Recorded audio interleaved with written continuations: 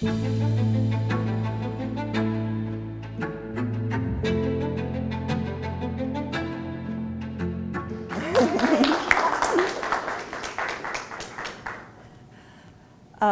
the way that I know, the person I know is, I know Barb and Bob and Rick, and we're all in FOAS together, the Falls of the Ohio Archaeological Society, and so they've already heard that, and Bob heard this little talk that I give, and he asked me to come up here and present it. So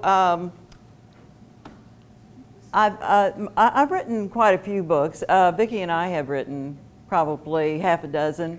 And my current one is called Footsteps to Freedom. And it's over here, just like that, Footsteps to Freedom. Stories about people who used the Underground Railroad through southern Indiana to escape slavery. My basic sources. One of them is Harvey Morris's book, and it's called The Underground Railroad. It was written in 1924. And this is something that's put out by the Washington County Historical Society. They copied the pages, photocopied the pages, but it's the same book. And I only use in my book chapters 3, 4, and 5 because this entire book, the first 2 chapters, is about stuff that's now commonly available through Google. You know, if you Google the Slave Act of 1850, that's on. Tell about that, and also these are the other sources. 1906, Salem Democrat leader, the newspaper there had articles about people who were escaping slavery and went through Washington County.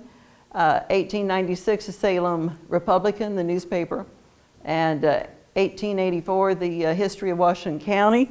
And also, I use the Centennial History of Campbellsburg, and that was from 1916. So have a variety of sources. There were 2 routes through Washington County. And y'all probably have heard of this before. Two routes through Washington County. One of them was the eastern route, and it was, let me see, I have this right here too. Vicki, come up here and hold this for me. That's a bigger map, it's brighter. I have 36 maps in the book. And yeah, this one here. It came up usually from Leavenworth up to just below Salem. And one of them went through Canton, and that was James L. Thompson, the Quakers there in Canton. He was the one who was the conductor, the chief conductor. Went up through there and would go to Henderson Ferry and then across to Jackson County. And the other one went to Rush Creek Valley and then to the Gullet Ferry up on White River, both of those crossing White River. And this one here went to Bloomington.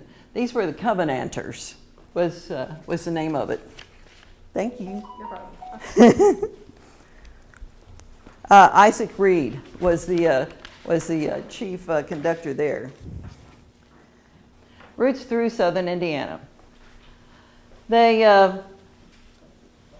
unless slaves were actually escaping the Louisville markets, they usually tried to avoid Louisville because of the slave markets there. What they would do is they would go to Leavenworth, find the way to Leavenworth, and then they would go to Canton. This is the east, this is going up with the Quakers. There was Canton, Farmington, Azalea, Franklin, and Indianapolis. And if they went the other way, they'd come up through Leavenworth or Corydon and go to the Covenanter settlement there at Rush Creek Valley, Bloomington, Martinsville, and then on up into Ontario. And that's where people were trying to go. And with 250 cases that we know about, there was only one person that did not make it, because once that you reached the Quakers, or especially a Covenanter settlement, you were pretty much assured that you were going to be able to get through. And I hadn't heard of the Covenanters before I started this research. Have y'all heard about them? Yeah, okay, well this is something that I didn't know either. Well, to start with, the Quakers were a religious sect who would help enslaved people escape from the southern states. They did not believe in violence. There was a large community near Canton, Indiana, which is 8 miles northeast of Salem. And James L. Thompson, he was the one who was the conductor there. And the Covenanters were a branch of the Quakers who did believe that using violence was okay to rescue people escaping from slavery. Their community was from South Carolina and was located in Rush Creek Valley, there in Washington County. They had a motto, and the motto was, "It ain't no harm to kill the devil." And they thought that people who were slave chasers and blackbirders were the devil. And so they didn't mind. Okay, and this is a term that I wasn't familiar with either. It's called blackbirders. And blackbirders, they were kidnappers from the southern states. They would ride their horses and wagons into southern Indiana, kidnapping any black person they could find. And they would take and sell these individuals in the slave markets in Louisville, Kentucky, and in the South. And this would be people who were free, free black people. And they would just grab the first one that they saw, take them back down, to the slave markets. And that was called blackbirding. Okay, and I'm going to, this Covenanters paragraph, page 10 in my book. This talks about the Covenanters. This is from the Echoes of War, which is a newsletter put out in Salem. And it says, the Covenanters were run out of South Carolina because they were bitterly opposed to slavery. You couldn't be in that religion and own slaves. They weren't against violence, and they didn't turn the other cheek like the Quakers did when it came to slavery. They were of Scotch-Irish descent, and they were always ready to fight for any principle whatsoever. They didn't take much stirring up. All you had to do was shout blackbirding, and it was like waving a red flag in front of a bull. They would charge right out and take on any number of blackbirders. Numbers made no difference to those boys when they were riled up. They carried double-barreled shotguns with the barrels cut off short and the stock sawed down so they could use them easily while riding horseback. They would load each barrel with a double charge of buckshot, and when they fired, the only safe place was directly behind that gun. Blackbirders and slave catchers moved around mostly at night, so one of those blackbird guns, as they called them, beat a pistol or a rifle for shooting anything in the dark. And I wasn't aware, but they were Quakers who carried shotguns.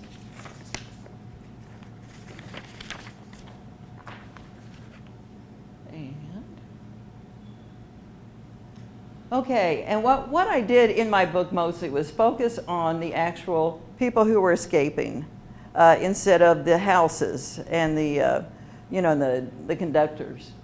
So everything is in alphabetical order in the book, starting with Ben and Rose. These are people whose stories are told in the book.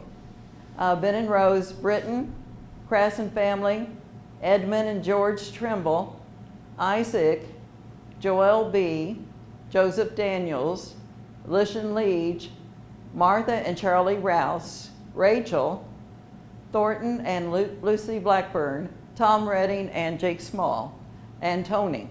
So those are all individuals that their name is told what happened to them when they were going through Washington County.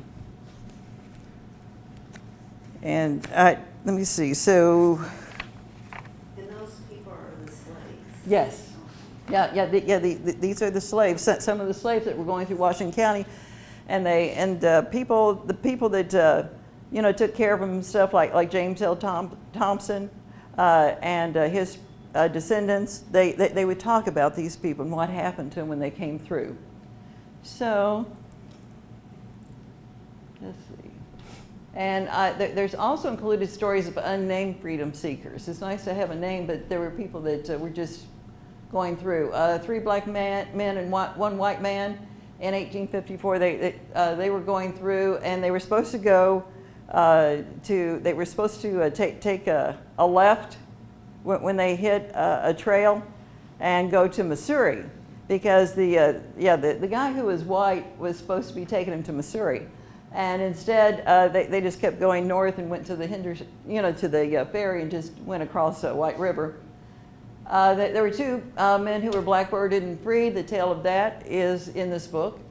28 freedom seekers from near Cincinnati. And all of those people, save an infant, made it onto Ontario. That's a really good story. And there's a guy by the name of John Fairfield that has had books written about him and stuff. He was a very flamboyant figure. He was a very large figure. There was a family saved at the Monon train station in Bloomington. There were 8 freedom seekers at one time. William Smith escorted a freedom seeker on a train. There were 2 freedom seekers described as hard help.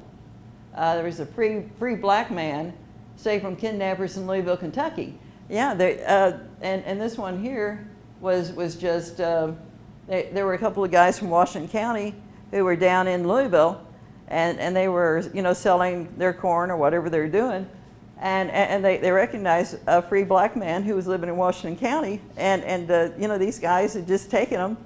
These blackbirders had just taken him and was going to sell them in the slave markets, and he said, he started shouting, "Hey, it's me, it's John, it's Joe, help me out." And they did. The guys from Washington County went ahead and got him, through the court system, and they took him back up to Washington County where he belonged. But it was just coincidence that happened. So, Michelle, how long period was this where they were escaping? right, okay, well, we can't be sure about the dates but 1820s to the, the beginning of the Civil War, even afterwards, yeah, even up until 1865. So definitely during that time period. Wow, that's a long time. So, I heard that there were 30,000 escaped slaves that made it to Ontario and Canada during that period, 30,000. Okay, and here's one of the stories to give you a for instance. Martha and Charlie Rouse. They owned a little farm on Walnut Ridge, and that was between Salem and the road that Bunker Hill and the road that leads to Henryville.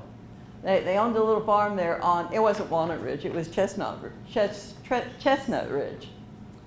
And the husband, Charlie, he was out rounding up the cows when slave hunters stole Martha from her house at gunpoint. They were 2 black people living out there. And the men took her to Henryville to board the train. There were 100 men from Washington County that followed them on horseback. 50 went to Henryville and 50 went to Jeffersonville. And the hunters were caught in Jeffersonville and had to go before the court. So when she was taken, there were 100 men that got together in Salem and said, we're going to get her back. And like I said, 50 of them went to Henryville, and the other ones would have come straight down what's now Highway 60 and gone past Borden at dusk. 50 men riding as hard as they could trying to catch these 5 men that had taken Martha Rouse. What year was That was 1852. 1852. And the court said that she couldn't prove that she was free, and so the slaves hunter could keep them and take her to South Carolina. So I'm going to show you a map here. Like I said, there are 36 maps in this book. And starting out Salem and took them to Henryville. This is where Martha Rouse was picked up, right around here, I guess. And then on to Henryville and down into Jeffersonville. And here's Highway 60. The other men who were going to, who went this way, hoping to catch them because they didn't know which way they were going to go. Came down through Saylorsburg and then on to Jeffersonville. So, What did slaves sell for? you know, I should know that. I'm thinking the cheapest would be $400, which was 2 years salary back then. 2 years salary back then, salary, you know, if you were working. At $400 up to $1,200. Yeah. So,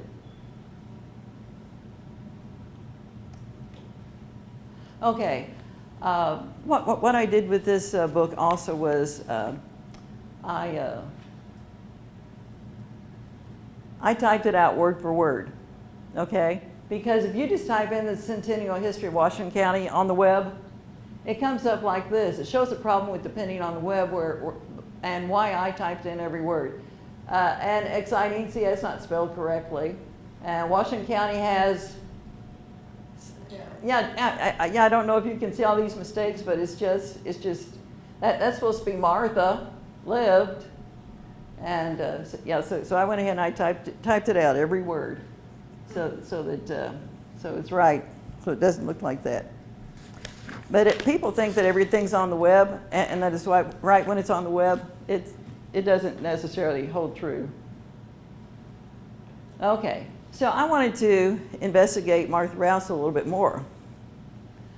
So, in 1850, the Fugitive Slave Act was passed, which said slaves in the North had to be returned to the South when found. 1850 was also when a census was taken. And the Rouses, Charlie and Martha, were named in the rolls, including what state, county, and township they lived in, specifically how old they were, their first and last names. And I doubt very seriously that Martha and Charlie, filled that paper out. But it must have been in the courthouse or something. And so when these people in South Carolina saw that, because I think that Martha was a runaway slave. I think she was.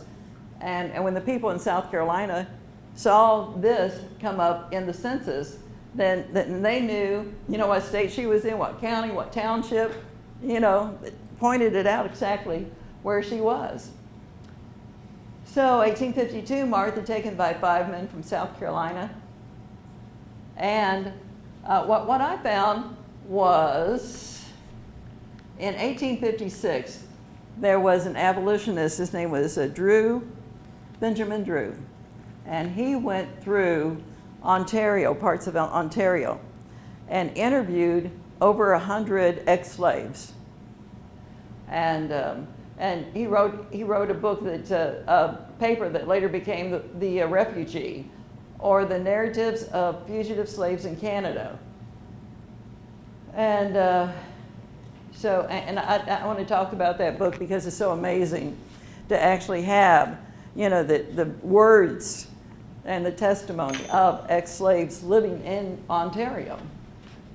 In 1890, there's a Martha E. Rouse found in Michigan, having moved from Ontario, and I'm thinking that may have been a daughter, because Martha E. Rouse, and Martha was Martha Rouse, so it may have been a daughter, because this one here that's living in Michigan, she was 20 years younger. But here's the Refugee. It's an amazing document, Hired by the Canadian government in 1856 to interview ex-slaves from the United States, taking down their experiences word for word. There are over 100 of these interviews recorded. Now, okay, let's see. Okay, so I think this is Mrs. Rouse. I don't think that those men with 100, the 5 that grabbed her, I don't think that they got her back to South Carolina. I think that when you get 100 men from Washington County mad at you, that, and half of them are carrying shot-off shotguns, I don't think it's going to go well for you. I think that Mrs. Rouse and her husband, Mrs. Rouse made it up to Ontario. And this is from the narratives. This is in St. Catharines, Ontario. It says that the lady who gave the following narrative wished to withhold her name for private reasons. Well, yeah, because somebody had turned her in before with the census, and she knew better. She knew not to give all of her information to the government. That's why. She is well known at St. Catharines as a very intelligent and respectable person. And this is her testimony. After my escape from slavery, yes, I think she escaped from slavery, check. I married a free colored man, check. We were comfortably settled in the States, check.